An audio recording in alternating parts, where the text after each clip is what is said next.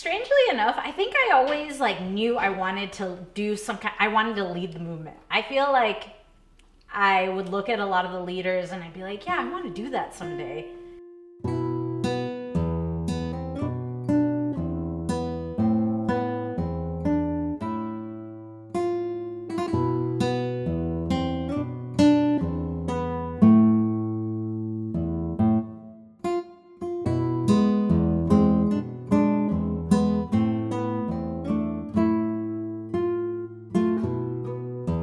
I'm Reina Lopez. I use she, they pronouns. I am the president and executive director of PECUN, Pineros y Campesinos Unidos del Noroeste, based in Woodburn, Oregon. Right now is a time where I'm fighting for immigrant rights, for farm worker rights.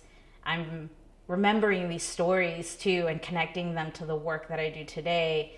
And then knowing that the reason why my dad brought us to Oregon was because of the Pinos is also something that really sticks with me in the history of myself and the history of PECUN and who I am, where I fit in that history. I was born on December 16th, 1986 in Santa Ana, California. My childhood was a lot of fun. It was busy, it was quick, it was slow, it was sad, it was happy. I just was a very social kid. I loved learning. I really loved everything about school. My parents were really, really dedicated to my education. When I was younger too, my dad would take me out to the fields to go work with him. And he would tell me like, mira Reina, like, you need to go to school. If you don't go to school, you're gonna be out here with me and you're gonna be like me. And he would say, I don't want you to be like me. I want you to be better than us. And I was just like, but you're amazing. Like, I want to be like you. I wanted to be just like him, you know? But he would just say, no, tú no puedes hacer como yo. Tú vas a ser mejor.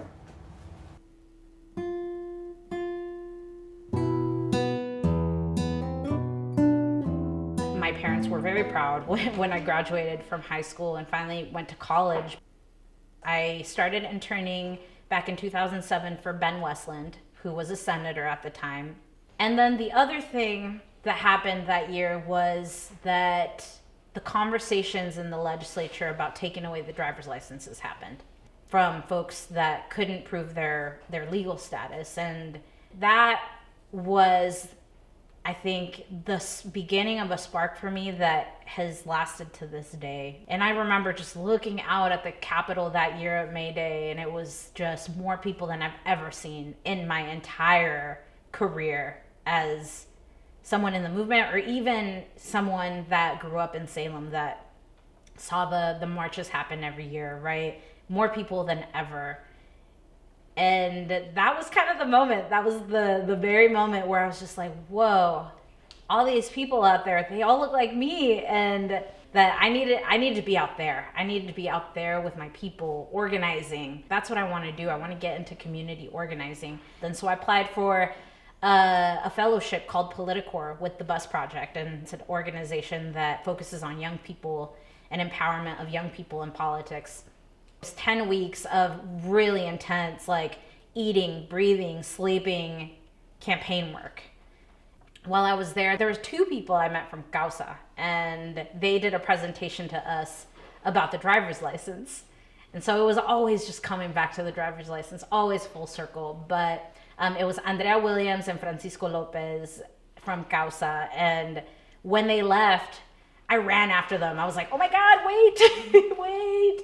But I'm like, I love what you all do. This is exactly what I've been wanting to get into. After I left the Bus Project, I went to Causa. And when I was there, I was able to work on some of the most life-changing campaigns of my life, you know, that really set me on a path to where I am now. We were so close to passing immigration reform, and it just slipped out of our hands, right? And that was really devastating. I was really exhausted, but one of my mentors approached me, Ramon Ramirez, who said, hey, let's go to DC. You should do this training. It's going to re-energize you. We need you in the movement. We need you to be ready for the next things that are to come. And I did it. I went to DC with him, and we did this march, and we walked out to K Street in front of Congress, and that's when all of the elders like went in and blocked the street. And it was all of the like people that I looked up to. They were all just like blocking the road, chanting "Si se puede," chanting,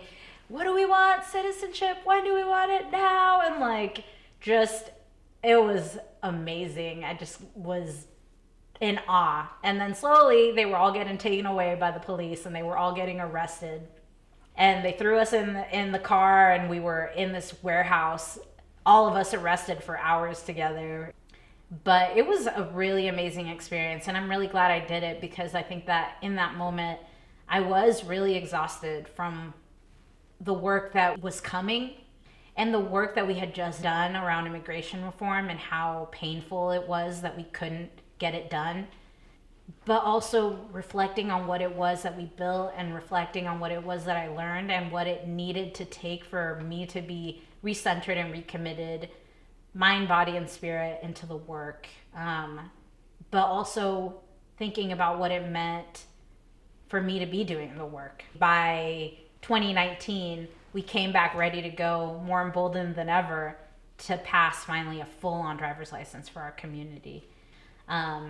Causa was a huge part of eventually me getting to Pecún. A couple months later, Jaime Arredondo said, "Do you want to be the executive director of Pecún?" And his exact words were, "It's time to come home." I started my very first day at Pecún. I came with my cute little outfit on, with my little blazer on. I was just like, woo, you know, I'm the new ED around here. Just like spent the rest of the time cleaning my office and taking out the boxes, and I found a spider, like a dead spider like that big in my office, and I was just like, wow, what did I get myself into? But when I checked in with my board, specifically with Andrea Williams, the former executive director of Causa, she said, just take that as a symbol of what a lot of your work is going to be for the next year. Because it is going to be a lot of cleaning it up, a lot of rebuilding the system, a lot of reorganizing, a lot of remodeling, a lot of everything. So just be ready. That's what the work's going to be. And I was like, all right, well, let's do it. And it really was. My first year was a lot of just like rethinking and rebuilding and taking a lot of feedback from all of the folks on the board and the staff, and trying to figure out what the next iteration of our movement was going to look like, what the next iteration of Pecún would look like. From 2018 to 2022 was basically an update of what the purpose of the union was. And so what I was tasked to do was to bring Pecún to be more of a brand and a symbol. Like, Pecún's a brand. Bringing in the union to that, bringing in our political advocacy organization into that, bringing in our electoral work into that through Acción Política Pecunista and the PAC, and bringing in all of that into like a connection of affiliated organizations that was now led by their first executive director and the first woman president of the union, which was me. In the last couple years, it was pretty clear that our community wanted us to do a big policy, a big, bold policy that centered farm workers. And especially after the pandemic, after historical wildfires that burnt down entire farm worker communities, ice storms that destroyed little mobile homes that farm workers were living in. These were all examples and times that we were not served by the system. There is appetite to change the conditions and the systems for farm workers today. I already know, and ya lo estamos viendo, that the moment we get out there, people are going to want so much more, and we have to do more. We have to do better. We need to change an entire system that right now has exploited people, and not just Latinos, not just immigrants, but in the past it exploited Black people. It exploited Asian people. It exploited many other generations before it was Mexican immigrants, before it was Guatemalan immigrants, right? So we need to also learn about those dynamics, and we need to make sure that all of those lessons go into a broader movement for racial justice and class justice and gender justice. Thinking back to the moment that the driver's card got signed on the Capitol, right? We got to make sure that when we win something, we're ready to defend it. Today we're going to celebrate, right? And we should take it in, right? Take in how important this is. But mañana, get some rest.